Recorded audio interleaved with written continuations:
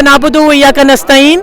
खान साहब के लिए मेरा मैसेज है पूरे लंदनर की तरफ से, सारे पाकिस्तानियों की तरफ से, कि आपने बिल्कुल नहीं घबराना।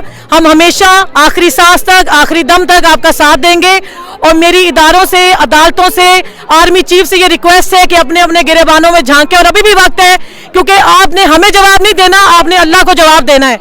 तो प्लीज़ आप अपने गिरेबानों में झांकिए, और अभी भी अगर आप एक खान साहब का साथ दे सकते हैं तो अपने ईमान को जगाइए, जैसे हम जागे हुए हैं।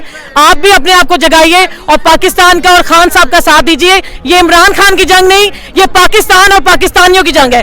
पाकिस्तान जिंदाबाद। आपको क्या लगता है किसने निकाला है इमरान खान को? साफ नजर आता है कि ये जो कह रहे साजिश नहीं हुई, मदाखलत हुई है, ये समझते हैं कि 1972 की आवाम बैठी हुई है। खान साहब ने हमें इतना ज्यादा बाशऊर कर दिया है कि हमें साफ नजर आता है कि आर्मी चीफ, साफ कहूंगे मैं, आर्मी चीफ और अदालतों की मिली भगत से ये शोबाज शरीफ, क्राइम मिनिस्टर बैगर शरीफ जो है, ये हमारे सर पे मुसल्लत किया गया है।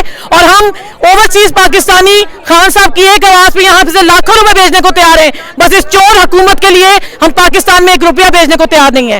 पाकिस्तान जिंदाबाद, इमरान खान पाइंदाबाद। एक शेर के साथ ये मैं बात करूँगा, ये जो कच्ची दीवार खड़ी कर रहे हो तुम, ये जनून के आगे कुछ भी नहीं है। ठीक है, तो हमें ये जो गवर्नमेंट आई है पाकिस्तान की, हमें ये मंजूर नहीं है। ये सारी सिलेक्टेड गवर्नमेंट है, बाप वज़ीर आज़म और बेटा जो है और वज़ीर आला पंजाब, ये सियासत नहीं है, ये रियासत है। ठीक है, बाप और बेटा देख लें आप कहाँ पे खड़े हैं।